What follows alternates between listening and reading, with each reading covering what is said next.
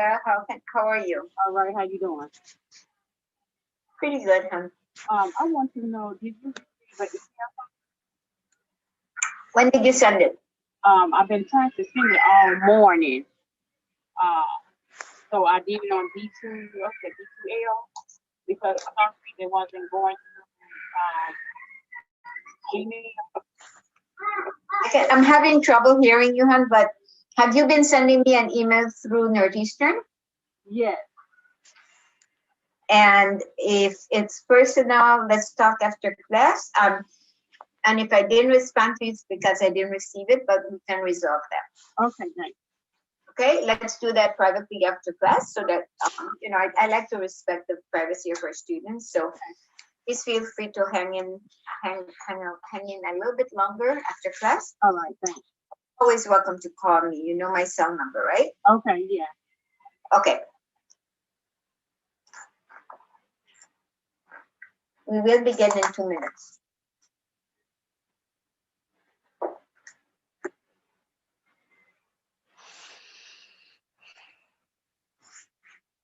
Grab your coffee, grab anything you want to grab to make yourselves comfortable. And a notebook and pencil.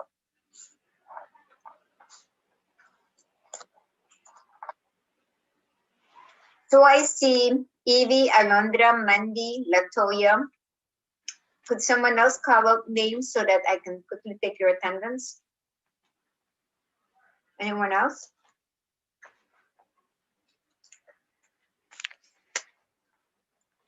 We'll begin promptly in 2 minutes.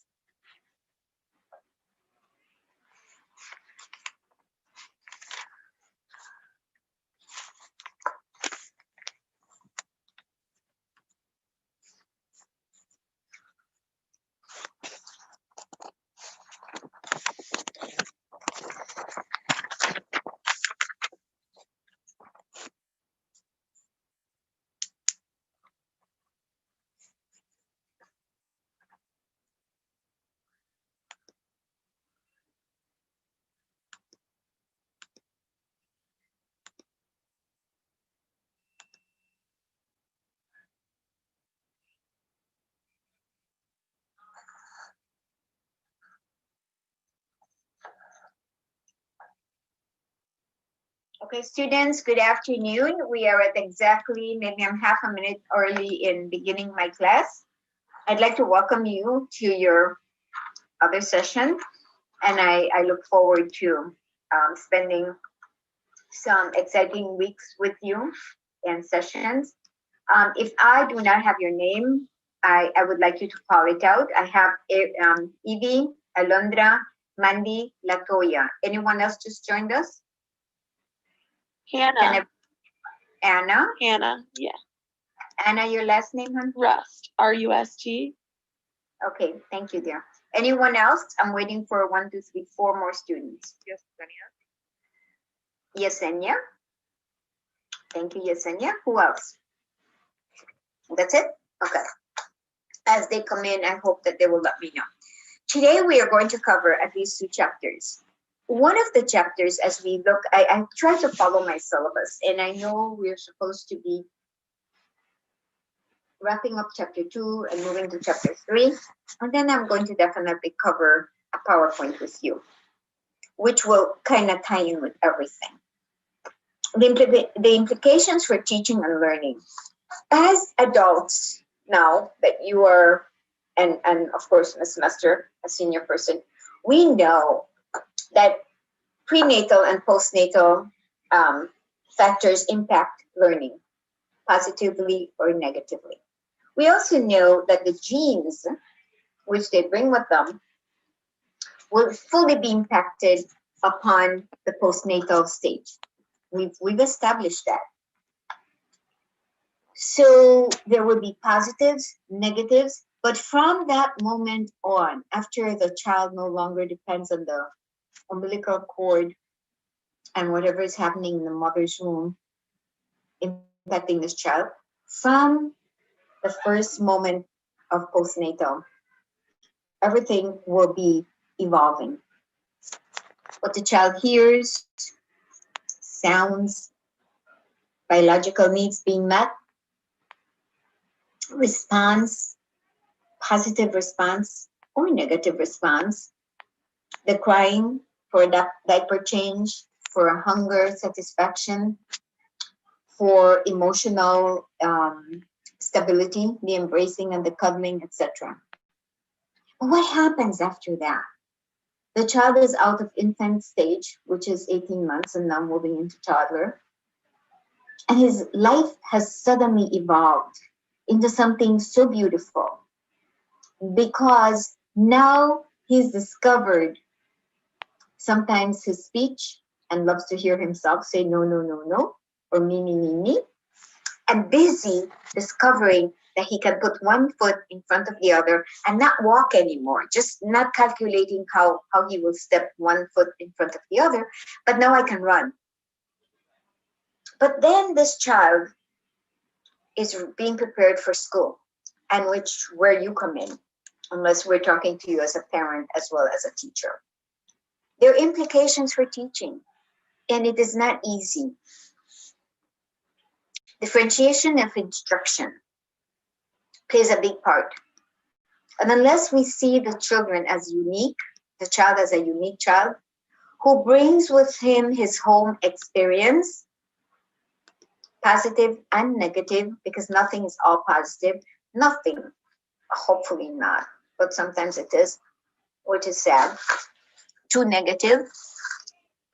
We cannot base our relationship, our communication, and our expectation on what they bring with them only. We want to make sure that if the child comes less prepared, we are there to enhance and bring him up to where we want to.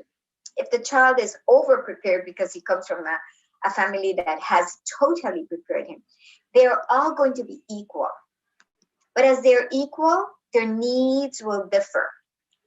And that's what differentiation instruction comes in. The needs, the physical, emotional, psychological needs will differ. The cultural needs, the cultural expectations, I should say. So when we talk about differentiation, we wonder, is it just the level of instruction that the child comes with? The level of DAP, developmentally appropriate practice? It means all rounded. It means that if this child is deficient in affection, it's going to impact him or her in the classroom. Where are you at that moment? How are you going to view that child as an individual? How are we, I should say, as an individual, and ascertain the strategies and stuff that we can use to help develop this child. You will have some who are deficient in love and affection, others that have it plentiful, some that are cognitively delayed. So you are expected to play magic. And if you prepare yourselves and know that you won't be 100% successful because we're not perfect, but by the same token, if we ignore why we are there and why we have chosen early childhood education, we are devastating all those children for their future. So we carry on our shoulders, early childhood teachers, a very heavy responsibility. And we talk about that. But I don't want to sound ominous. I want to sound like you can do that magic.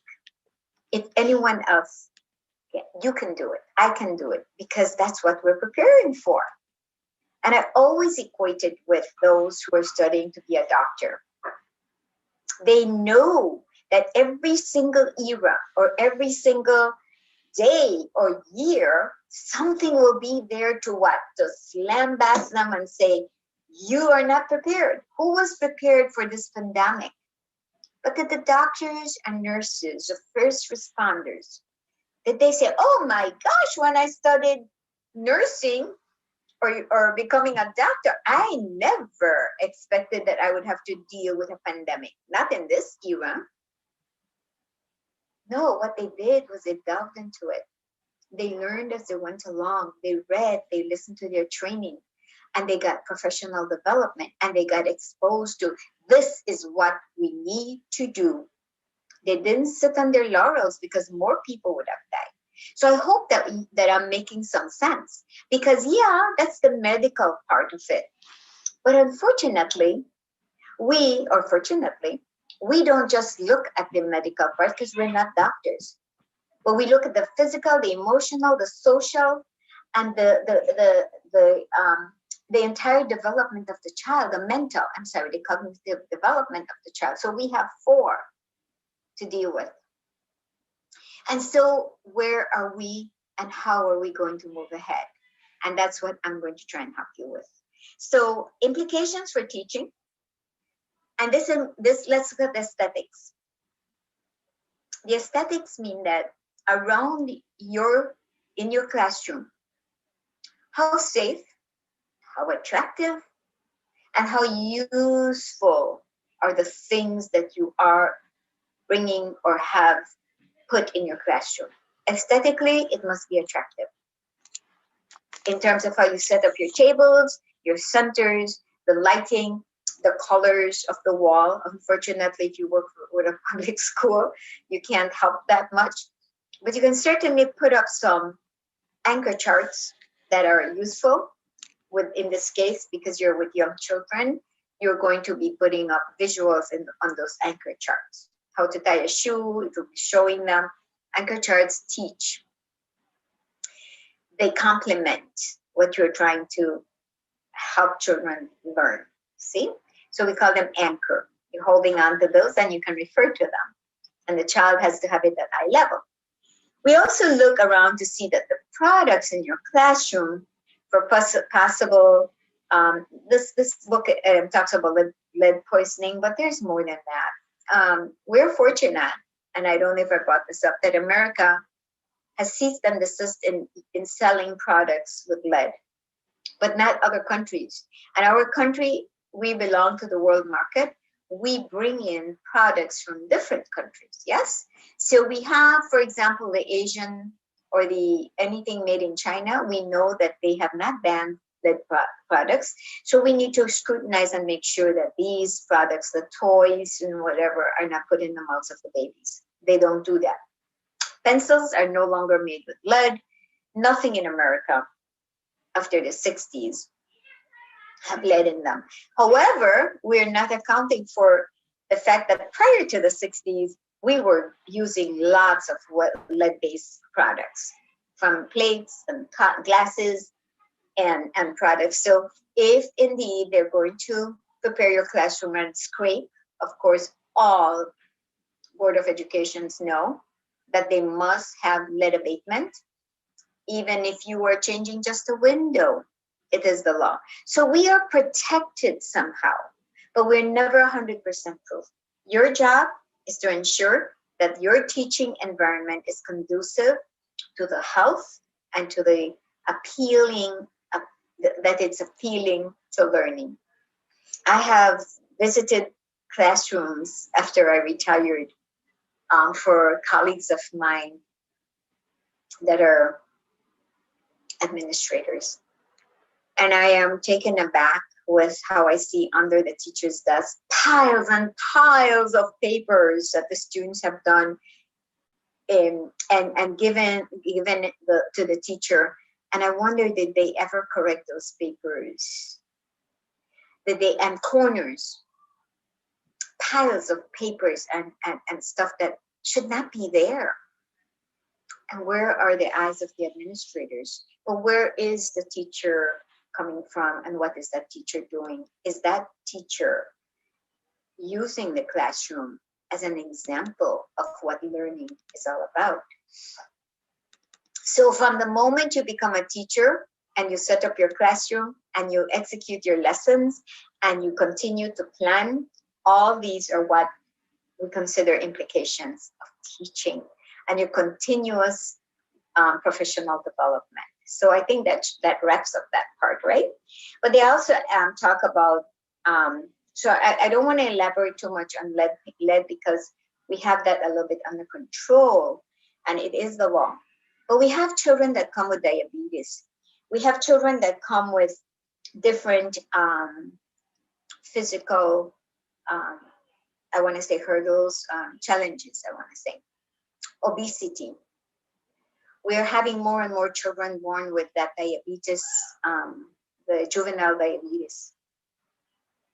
We're fortunate, again, that the state of Illinois, and after the union fought for this, Chicago Public Schools are now placing a nurse all day in every single school. Prior to that, only the suburbs could boast about a nurse in the building every day. So that came with the last strike.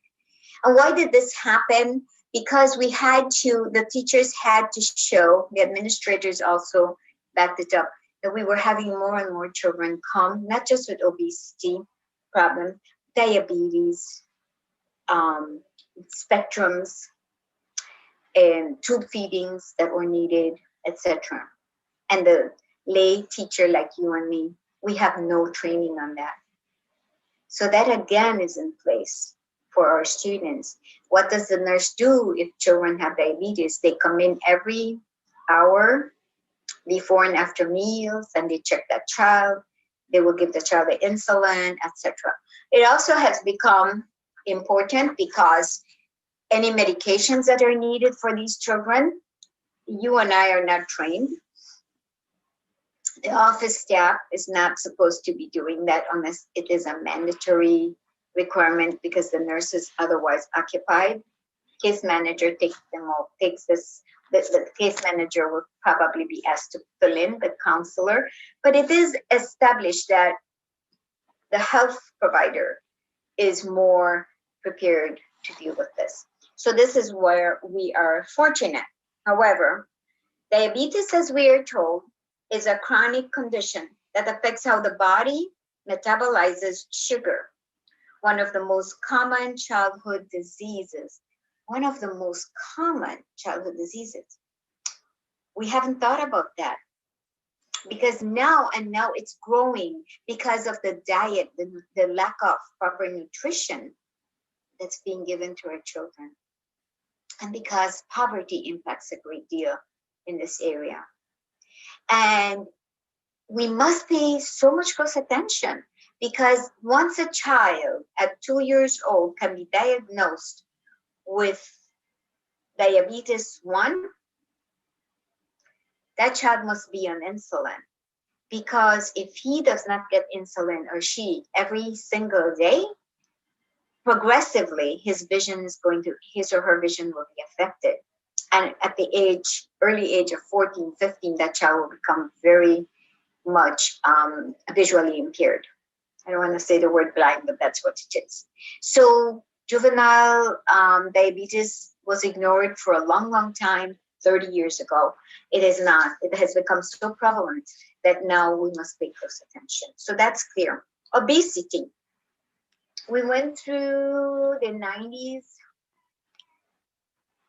and as we moved into 2001 to 2002, we noticed that school systems were emphasizing the fact that we were giving too much junk food to our children who depended on us to provide nutrition 2 times a day at least, because this was not something they were getting at home.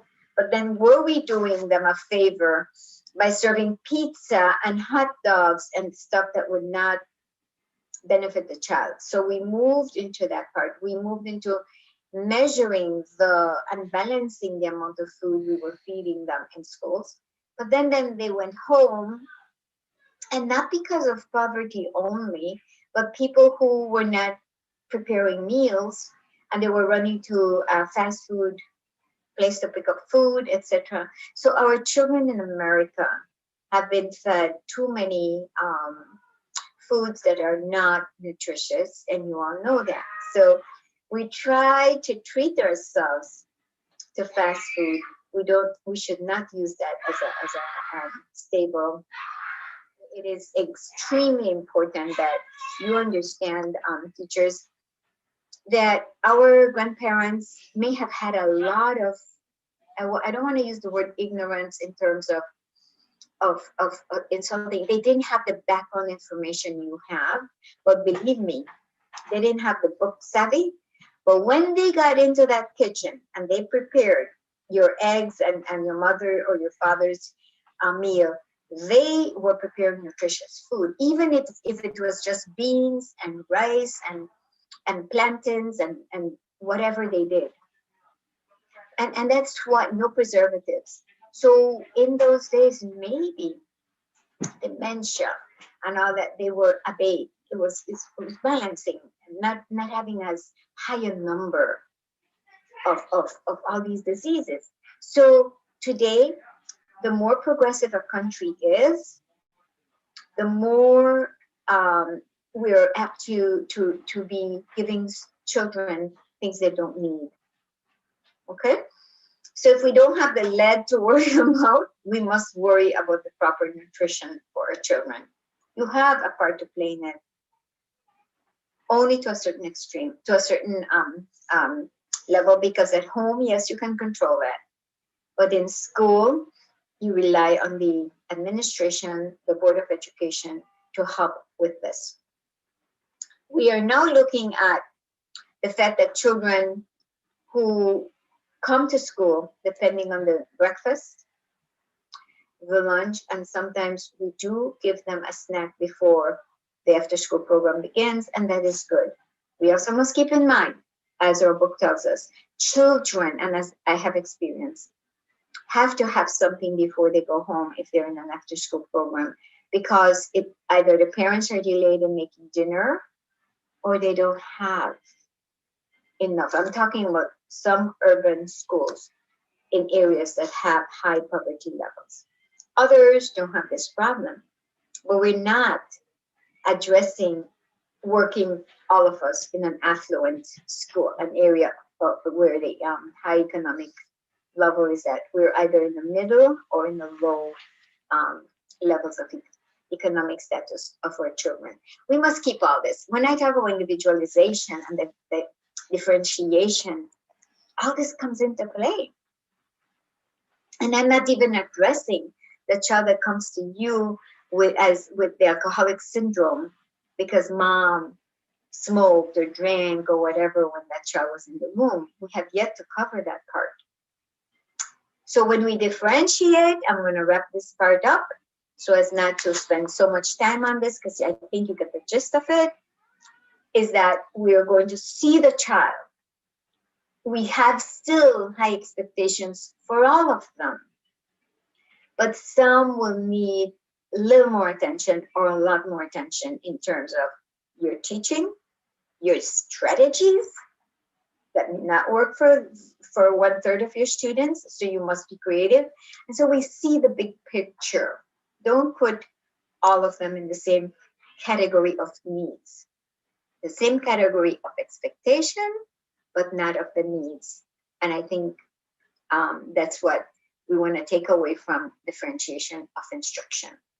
So the chapter continues about the importance of talking to children and with children, not at children. Be courteous, be respectful, as you will expect them to be.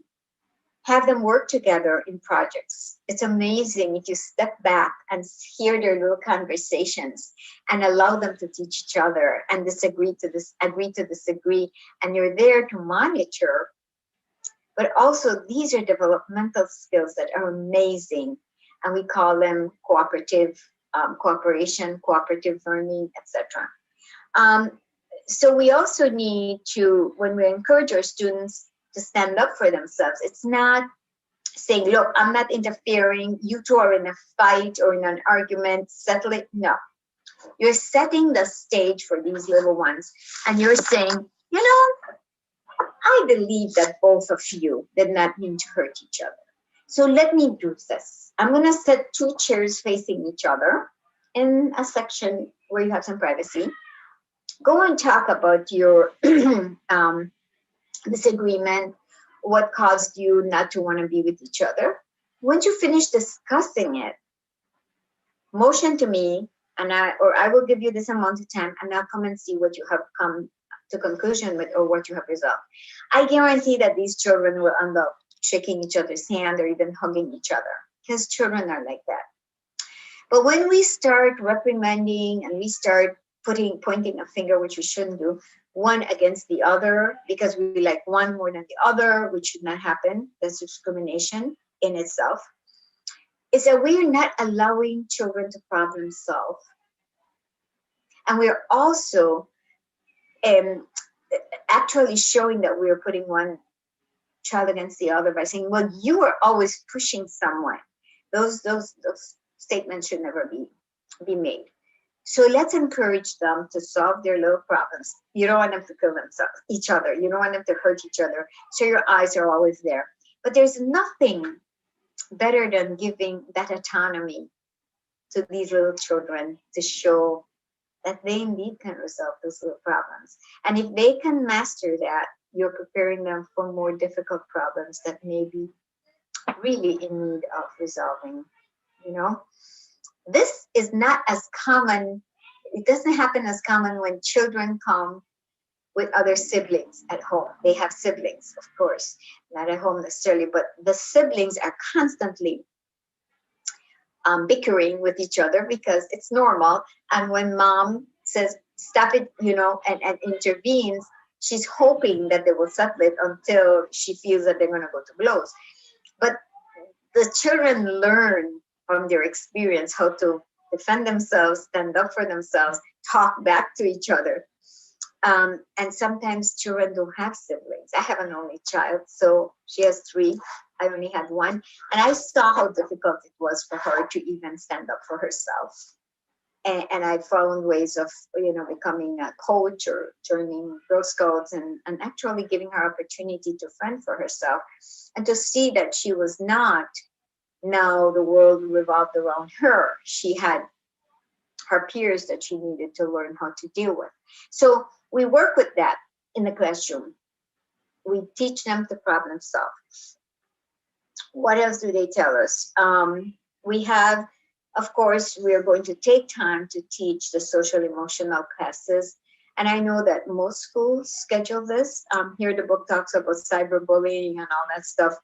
But we do have the social emotional sessions, which this was implemented 15 years ago, that 10 minutes at least should be given in the day to talk about the importance of getting along with each other, respecting each other. But more than anything, we can hold these sessions, teachers, but if we don't practice it and we don't model it, it's of no use, okay?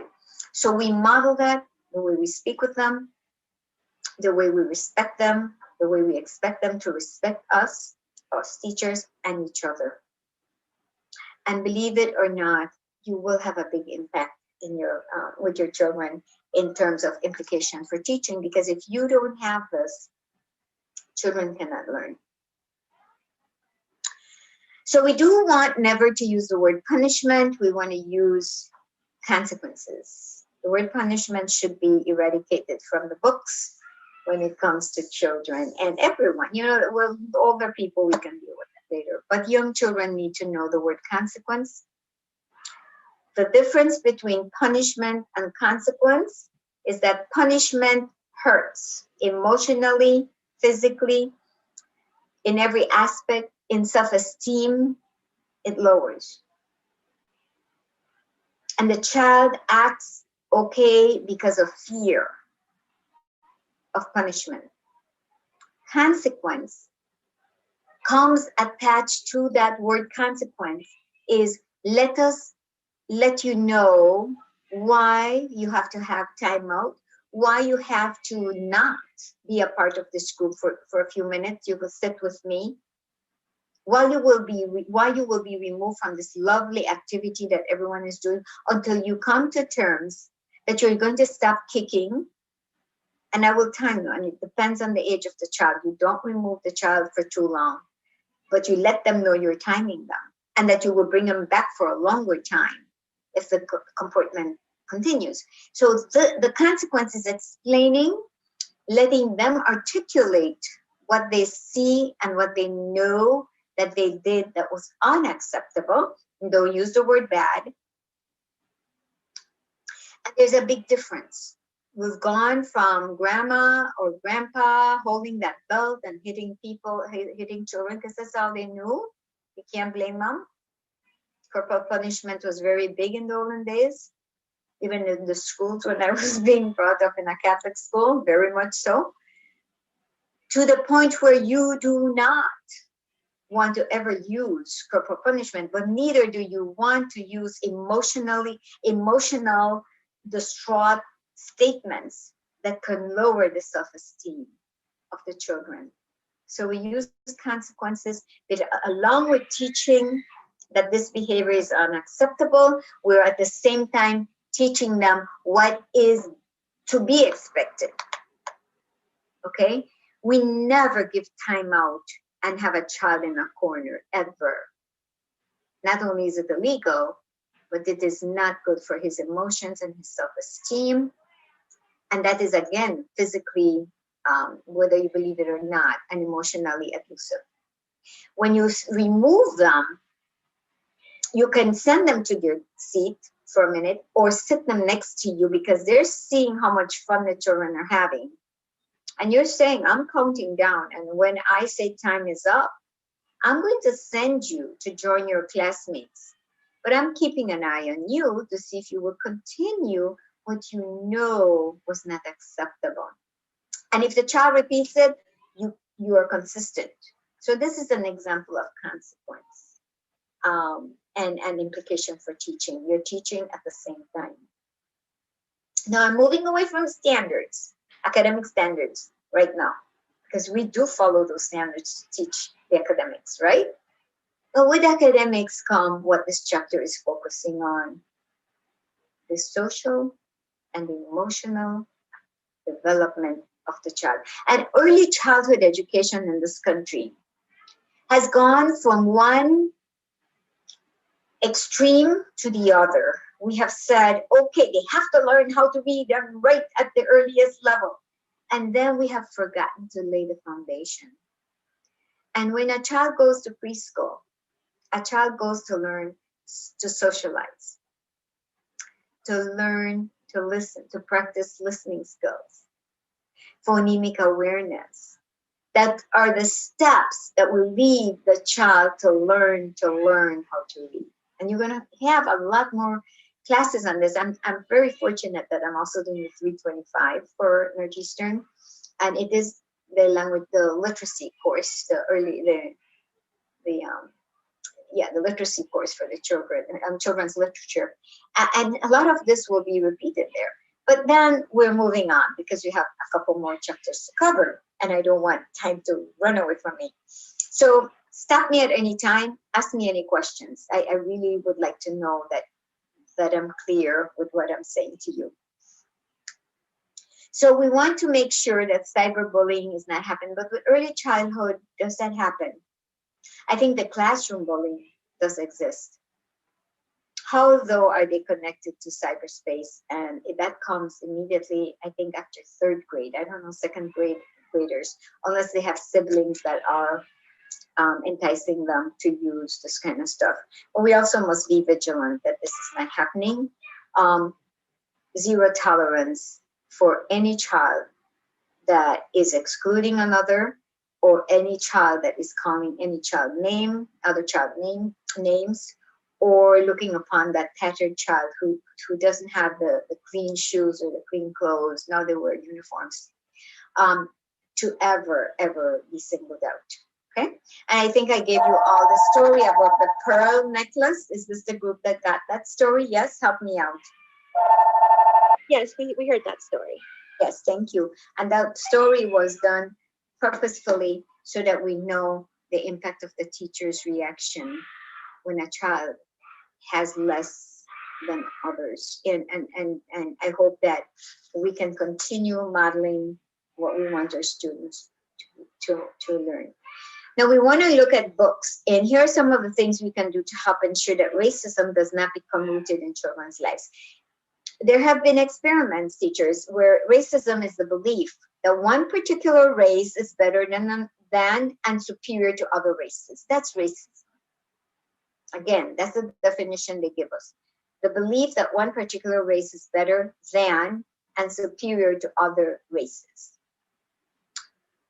We know that if we each cut ourselves, accidentally or purposefully, red is the blood that will come out of us if we're healthy people. That if you have my blood type and I have yours, that it's interchangeable without consequence. What is this? Ikahisto more, no. Let's see. I don't know why that happened. I'm sorry. And so it's not my battery. So one of the things that we want to ensure is that we have to use books to explore.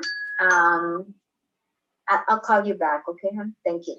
Well, we have to use books that are going to be explored, that will explore ethnicity, culture, that will teach. These are actually nonfiction books, and we have been promoting these books from preschool to high school. So we want to teach an inclusive environment, teach about all cultures. So don't look at just Lebanese. Semester's Lebanese, and Ariel, African American, Yesenia, Hispanic. No, we want to, yes, we are going to address these cultures, but there are other cultures in the world. So we're going to bring these pictures in and these conversations about what happens in India, in different parts of Africa, which is a continent, not country, with what, 53 countries. We're going to bring in South America, Central America, and the beauty, so that children, and types of food we talk about, even in conversation around the carpet, so that they understand the beauty of everyone's culture, not just theirs, or also to know that their uniqueness in their culture doesn't mean that they're different. It is enriching to know that each culture feels, even though they have different practices and norms and values, that they too are also interesting.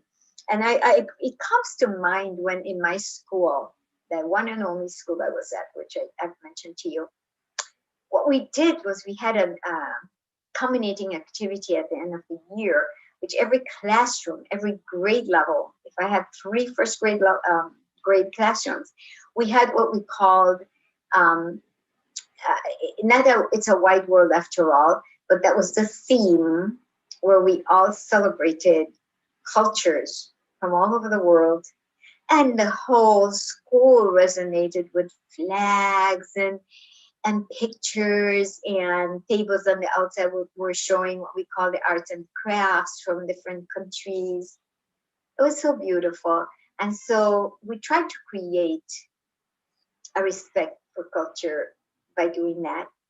We talked about it in class, we taught it, but the culminating activity lent itself to celebration of what we had taught them during the year.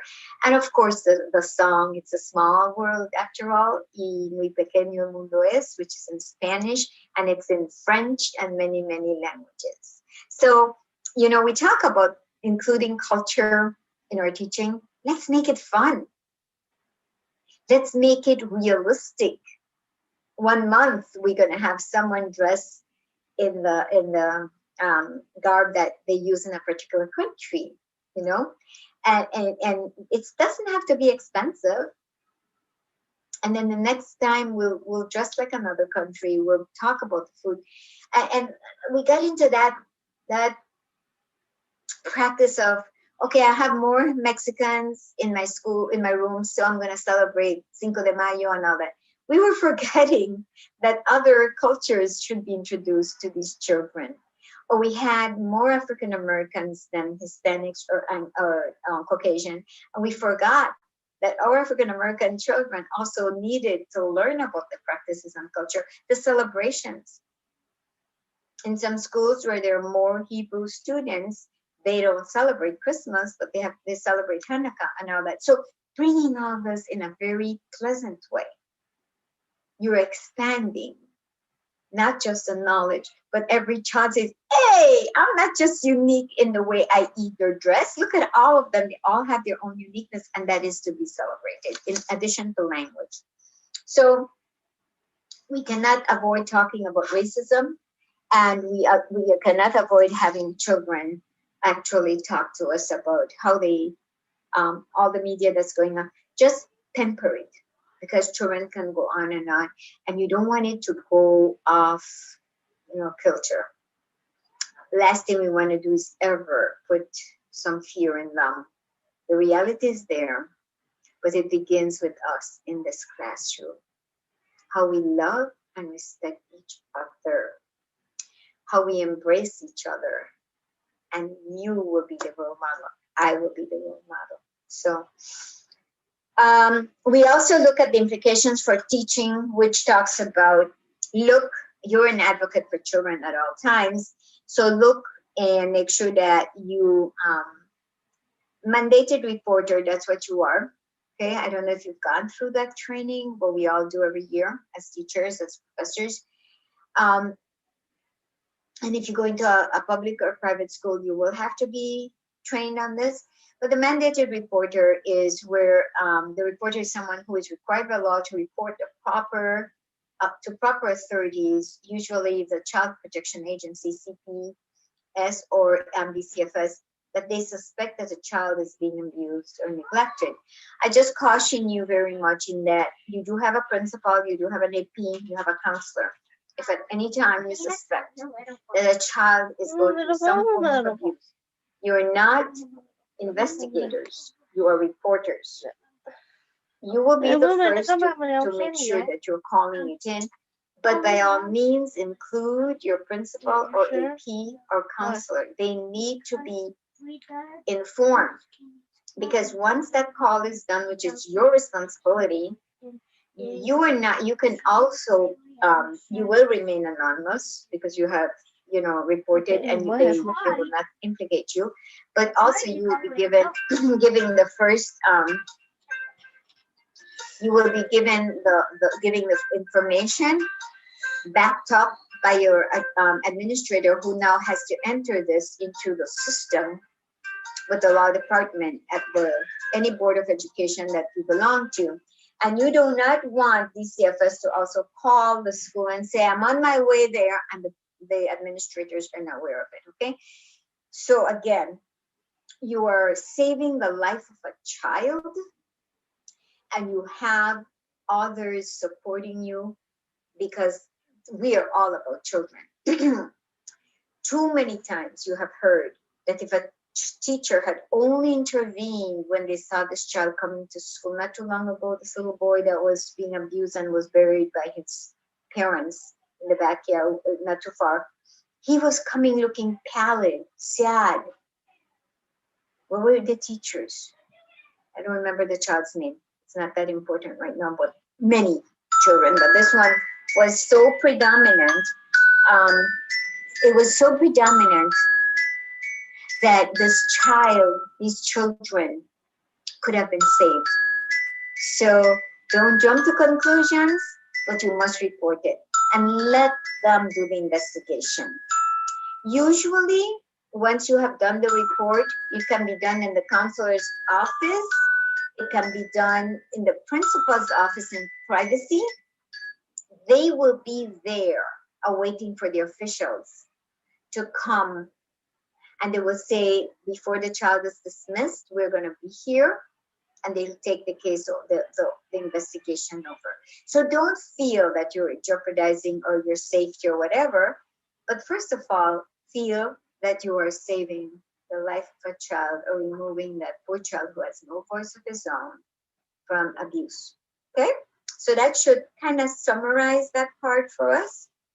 And then we're going to move into, we talked about the uniqueness, the cultural competency, the awareness, cultural awareness. So I'm not going to go over that anymore.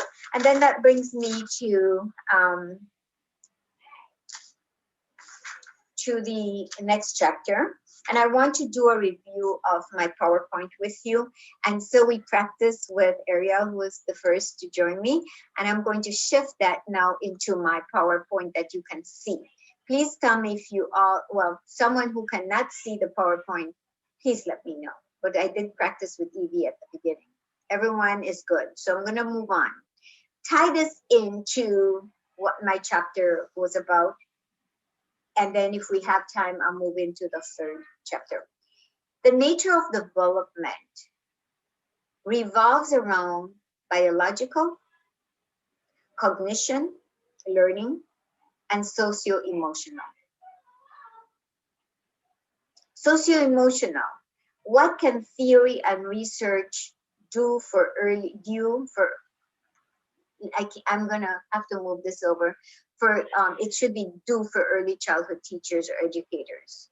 The theory, the importance is children's development due to the maturation, or is it experience? Both.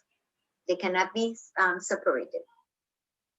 Is growth smooth and continuous or more stage-like? If there are no mitigating circumstances, negative circumstances, hurdles, nothing is seamless. Don't think it's going to ever be seamless. Then the smooth growth and continuous growth will be there, as long as there's not a physiological deficiency. And so let's see what they tell us. So let's look at these three domains, which are the nature of development. Again, the biological, that's the physical, the progressive steps in the child's growth.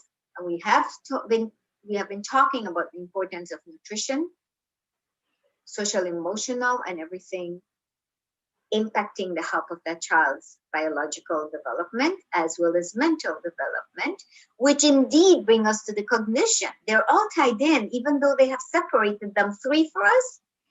Don't overlook the fact, teachers, that these three domains are related.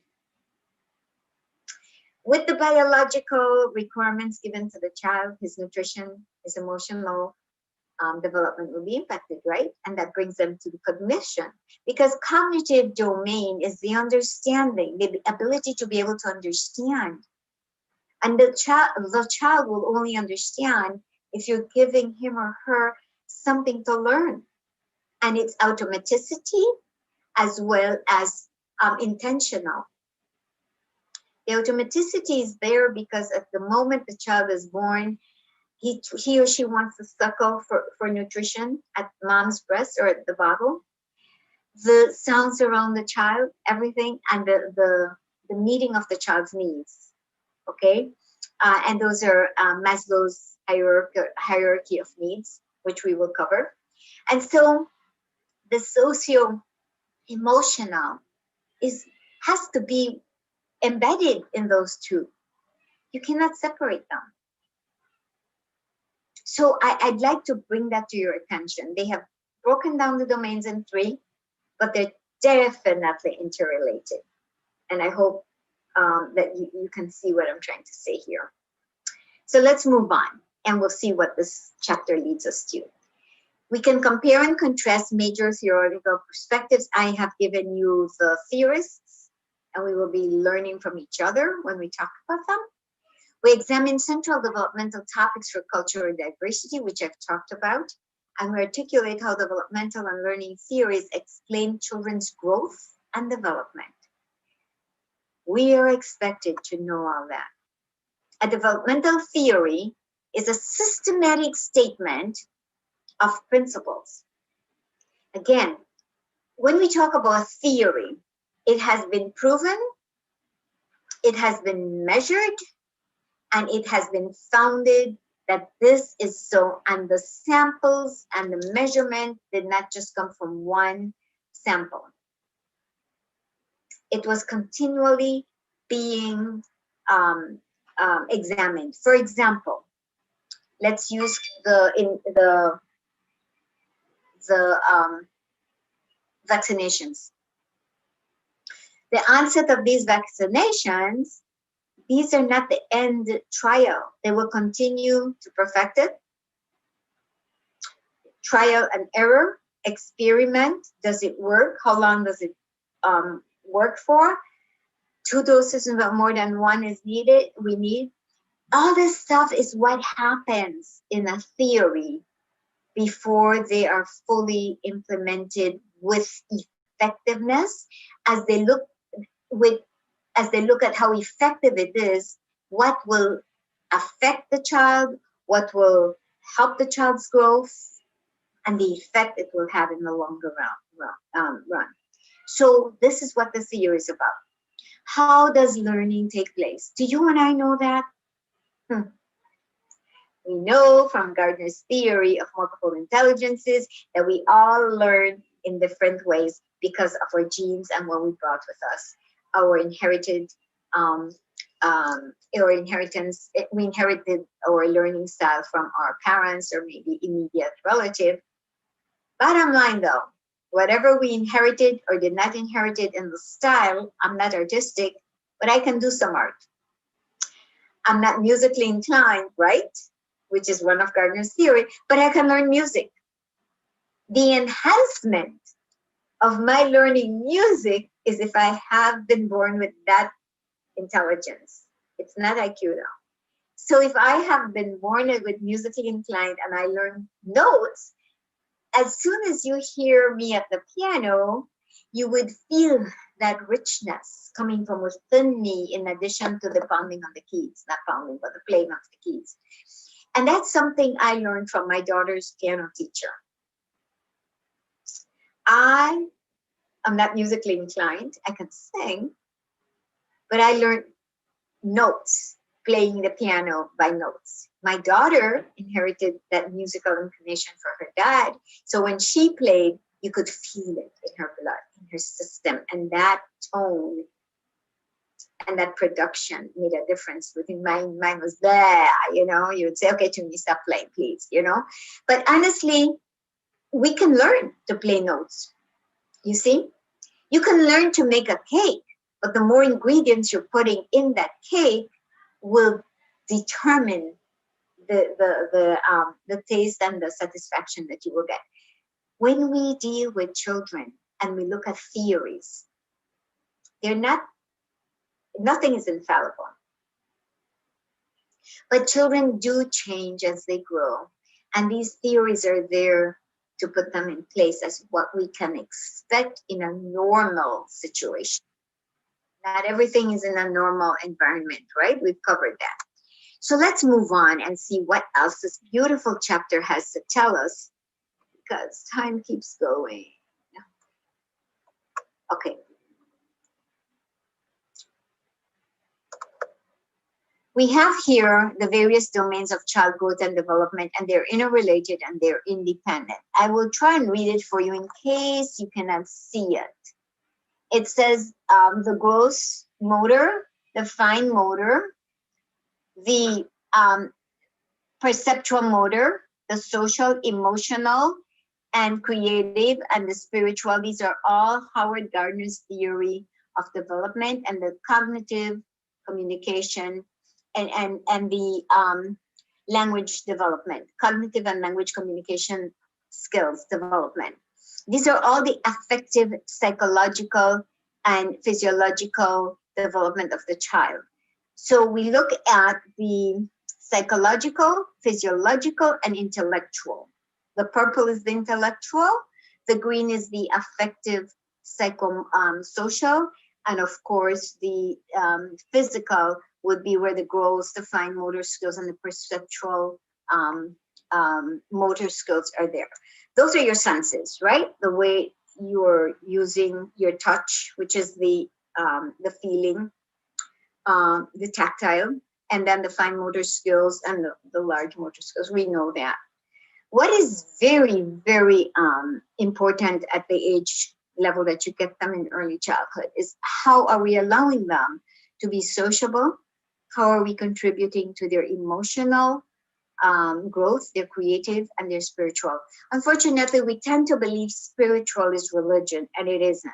Don't confuse that, teachers. Spiritual means that human aspect of having empathy, of having respect, and you showing them how to love each other, accept each other, because the word love can be misconstrued here. The acceptance of each other. To me, that's spiritual. And coming from a former religious and coming with my strong Roman Catholic background, I will tell you right now that it would be insidious of me to believe that my religion is better than anyone's religion. Absolutely not. That would be ignorant of me. But I also want to say that my spirituality comes from my belief that I must love and respect everyone else, as difficult as it may to be able to not tolerate it only, because tolerance also has to come in certain situations, but understand that we each and everyone, no matter the color of our skin, our eyes, or hair, we are all important creatures, whoever your heavenly person may be, whether it's you're an atheist, agnostic, or a Christian or not a Christian, we are all human beings who came from birth, from the womb of our mothers, and will eventually end up in the hereafter. And if we do not think about that, it is devastating. Spirituality, though, is important that we understand and believe in it, because that's the only way we will love and have empathy for the child who has no voice of his own. And I don't mean that you can't hear the sound of their voice. They cannot fight for their rights. We are supposed to be the ones who will do that. Give them the rights, protect them, and fight for them. And that's what you and I are doing as we teach early childhood education. We are advocates for these babies who have no other recourse, or they may have it, but they don't know how to express it. They have their rights. Let us give it to them. And so we want to move on to this. I love these diagrams and I want to make sure we cover them. And here we have the development is a combination of the forces of nature and nurture. Nature versus nurture. The nature is what they brought with them in their genes, and the nurturing is the environment. How will it be nurtured? Positively, negatively, but each theory offers its own emphasis, as they tell us, on heredity, prenatal conditions, environmental and life experiences. And have the maturational, the multiple intelligences, the psycho, my eyes are not good anymore, psychodynamic, the cognitive, the humanist, the sociocultural, the ecological, and the behaviorist. These are all the different types of development. So what I want to ensure is that the ecologist is also in there. The area from where the child is being raised, the farm, the child who grew up in a farm or in an urban area, they will come with different experiences, which is a part of their development. And so let's move on to this other slide. Personality and emotional problems is part of the psychodynamic theory, which was hanging from that chart. We have the unconscious internal drives. The internal drive is there, the desire to want to be accepted and loved, the desire to want to perform. If you only allow me, give me the tools to learn, and I will show you I can do it. And the stages of development. Children come with the capacity, unless again there are some deficits due to prenatal or some postnatal conditions, right? Which unfortunately we're seeing more and more. But if the child is born healthy, just allow that child, because he brings that internal drive to want to be curious, to want to learn. Just give him the tools to do that. And that's part of the stages of development. Stop me at any time, okay? Psychoanalytic theory, again, was hanging from those chains that you just saw. And this is Sigmund Freud. Sigmund Freud has always been identified as the sexual, he talks about the sex and his sexual belief that everything stems from that. But the sexual drive of human beings, and the discovery of the child finding his and we're all adults, his penis or his private part, and touching it, it's discovering that part of his body, and the curiosity is there. The curiosity from touching himself, it's normal. The curiosity of wanting to satisfy, and they go through those stages, right? And we need to understand that there is lots of areas where many people don't understand. When the child reaches in his diaper or out of his underwear and touches himself, he's discovering that from here, I am taking care of my biological needs, and that is development. How we deal with it is important, okay?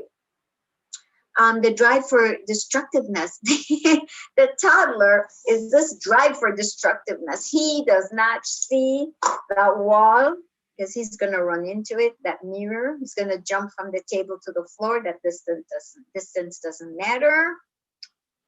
The teenager goes through this.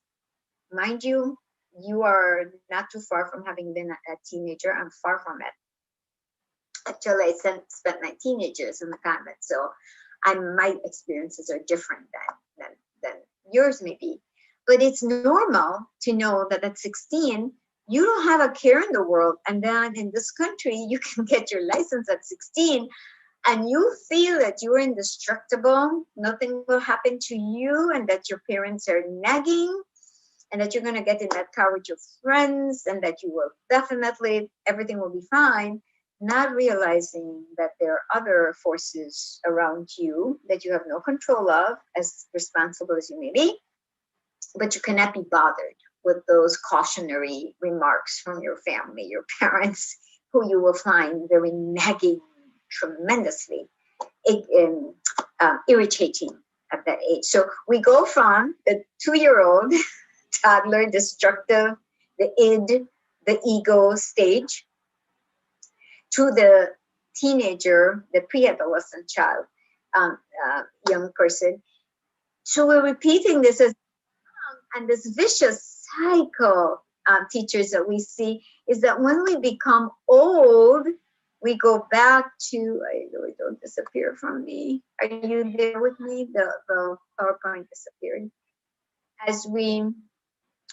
The vicious cycle, that cycle has come back to us that says, you're old now, you've gone back to childlike behavior, where we again repeat those.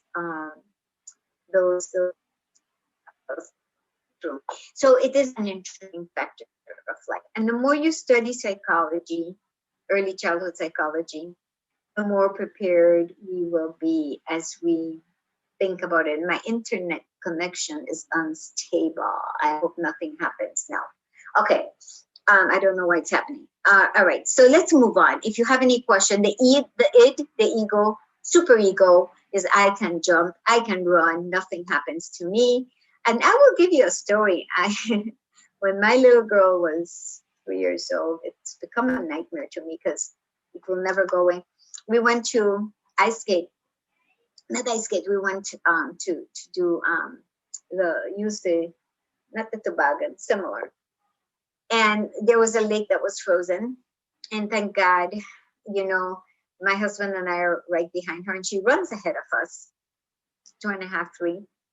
And suddenly, thank God, my husband realized that's frozen water right there. And I wasn't aware of it. And he just jumped with such sprint, big guy, tall and here. And I froze when he says, stop, and ran and grabbed from that frozen water, which thank God. But to her, it was fun to go and walk on that ice and stuff. They do this. And the nightmare still comes back to me because what if, and every parent goes through this. But also children, you have to have eyes all around you, especially at that age, all ages, but especially there where they're so into discovery. We have Erickson, very big in early childhood, actually. Erickson deals with this psychosocial theory, 8 stages of development. And those stages build on previous experiences, right? And they balance the intellect, the social, and emotional needs. You notice that? The intellect, the cognition, the social, and emotional. Freud identifies the meaning in a social context. He looks for meaning, and he believes it occurs through lifespan, and the struggles can be overcome if they're guided in the right direction, and that they are told that it is okay and acceptable to be discovering the parts of your body, even at 2 and 3 year old, and make them not feel, ensure that they're not feeling guilty because of ignorance and the way some parents would reprimand the child. Okay, so everything happens in his estimation as a life cycle, life moving. We have centering on basic crisis or each stage of development, and the theory here is stage 1, the newborns, they trust versus mistrust. There is strength in giving them hope and nurturing. The stage 2 toddlers, the autonomy versus shame and doubt. And there is where they're showing your willpower. How many of you have heard a toddler go, no? And I've said this to all of you before. You want to ask them, are you hungry? And before you finish saying hungry, they may be hungry, but they will say no, because that's the most popular word in their vocabulary. And they're too busy. Don't bother me. Unless you shove that food in the mouth, or you put them and say, enough is enough. Let's sit down. This is eating time. And then you can go back to your activity, and you will be confronted with lots of struggle. But that's the age, and they're going to get over it. We have the childhood age, which is now starting at 3 years old, initiative versus guilt. They try to use more their initiative. Watch those little 3-year-olds. You can hear their conversations. I love to observe 2 and 3-year-olds. The 3-year-old, the girls are talking like they're big mamas, and they're just telling you what to do, and they're in the kitchen pretending to change those babies. They're pretending to know the story. And you know what happened? My mother took the belt, and those little facial expressions, and they're pretty good at narrative once they've discovered it. And they're getting the attention of their classmates. I've watched them. The boys are too busy. They're hammering, they're building in the centers. They are trying to knock down the blocks. They're still a little bit destructive because they take a little longer to mature for their age. They get there, and the girls are a little bit more for that age. Always use for that age because we never fully mature, right? Then you have the school age, which is the competence or industry versus the inferiority. Am I competent in doing this? Or I start feeling inferior. Am I failing math and my classmates are moving ahead of me? They become more conscious of this. The adolescents search for identity suddenly. And that's where it begins, the adolescence age and the pre-adolescence. They forgot to mention that. Friends are so important to them that can also, if you allow too much freedom and liberty, if you're a parent already or you went through this, it can actually lead to some havoc. They're searching, who am I?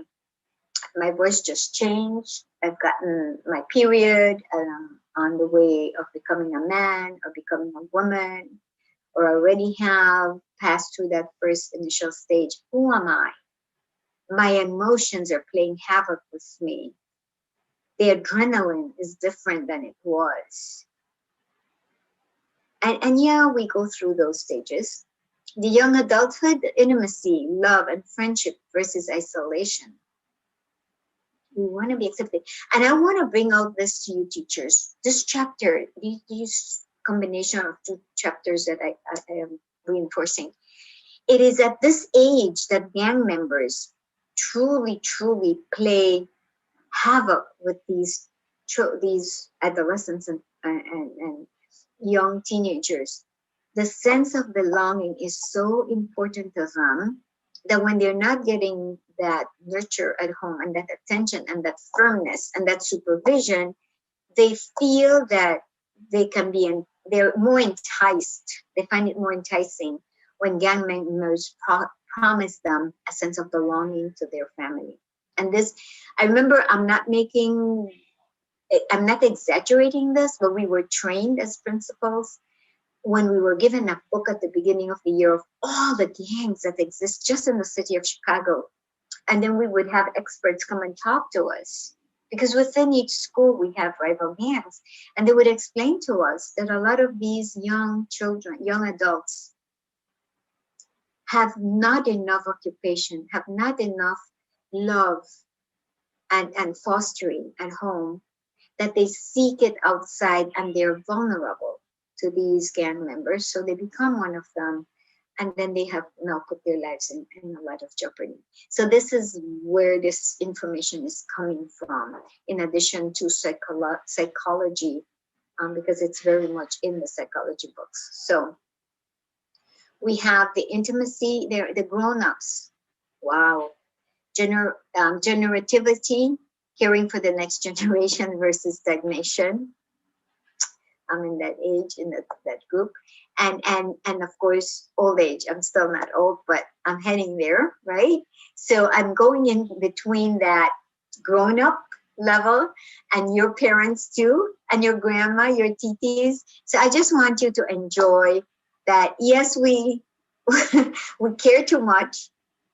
We cannot, old practices die hard. I am now remembering my mom whenever I warn my child or my daughter or my grandchildren about things. I say, whoa, do I sound like my mom, who I found irritating at one time? But it is that stage. And now integrity versus despair. We're so full of wisdom, but are we caught up with this generation? And will our wisdom suffice? So we've gone through those stages, and I know time is of essence. So let me move very quickly to bring you to the behaviorist theorists, Pavlov, Watson, Thorndike, Skinner. We're doing some of these, so I'm not going to emphasize those too much. We're going to learn from each other as we prepare and present. Classic types of learning, which are the kind of behavior, and the role of a learner. The type of learning and the role of a learner. The role of the learner is to give it his all. But the type of learning is through association, reinforcement, learning through observation. And actually, the role of the learner is a passive learner. Unless you make it active, it will not be retained. There will not be a follow through. There will not be a sustainability of what they have learned, because that passive learning will be forgotten. Anything that you have tried to teach them. So interactive classroom is what will give them that active learner. The TV, the phone, the tablets, those are passive learning activities. Interactive teaching is what is important. And we're going to move very quickly as I wrap this up. Jean Piaget, you will be presenting on him and the theory of cognitive development. And we want to always associate cognition with understanding. Otherwise, what we hear, what we're supposed to be learning, does not reach the cognitive domain unless we understand what you're teaching. If I was talking Chinese right now, you would totally be at a loss, ignoring me, bored, and not learning anything. So the cognition has to be there, the development, if we indeed engage children in active learning. And so let's connect that though, because Piaget may say something about cognitive development, but what causes the development of our cognition? When I say use realia, use real experiences, that will definitely help. And the theory of cognitive development brings us to maturational and environmental factors. All those come to join the genes which they brought and their life learning style. And assimilation, accommodation, and equilibrium, also the schemas. So I want to tell you that I really am happy I went through these two. They're not different chapters, they're just complementing one. And I have a few minutes to answer your questions. So if you have any questions from me, let me know that that I have kind of made a difference from when you started with me and now that we're going to end this session, that you're walking away with a little bit of knowledge more than you brought. Where are my students? More than you brought with this picture. Forget it. I don't know how to get rid of it. I might. get you out. Evie, Alondra, Mandy, Latoya. I'm missing 3 names. Let me know if I didn't get you. I have Sarah here now, and I need 2 more names. So let me call you. Evie, Alondra, Mandy, Latoya, Anna, Yesenia, Sarah, Hannah. Hannah, I have Hannah, not Hannah. Yeah. Somebody, Victoria, Right here. I didn't get the right one. There's one name I'm missing, so please help me here. I have Mandy, Alondra, Evie, Latoya, Hannah, Yesenia, Sarah, Victoria, and 1 person is missing. Whose name did I not call? Ariel, did you hear? Did I call your name, Ariel? Ariel, are you there? Ariel, Tidwell, are you there? Okay. Latoya, can you hear me? Yes, I can hear you. Thank you, dear. Hannah, can you hear me? Yep, I'm here. Thank you. I just want to make sure, do any of you have any questions? Any questions? Put on your mic. If not, I'm going to actually say, Thank you for class, Professor. you're very welcome, hon. I will say goodbye to you for now. Today is Tuesday. I'll see you on Thursday. Keep on doing your assignments, and I will post some stuff for you. But I'm more than happy that you have been able to join me. I hope the session has been productive for you as much as I have enjoyed it. Actually, I have a question. Sure. I just joined this class, so I'm not really, are the assignments in the syllabus? It's in the syllabus, but I pulled into D2L. Going to D2L, I keep posting, and whatever I post in D2L, I put into your email so that you get it both ways. Okay, all right, sounds good. Thank you. And please remember to do you never got a theorist to work on, right? No, because I just joined. Could you do Sigmund Freud Yes, for us, yes. please? Yes. Okay. Have Okay. a wonderful afternoon, everyone. Pleasure seeing and talking to all of you. Have a good afternoon. Good afternoon, Sarah. Good afternoon, Evie. Good afternoon. Thank you, Professor. Bye.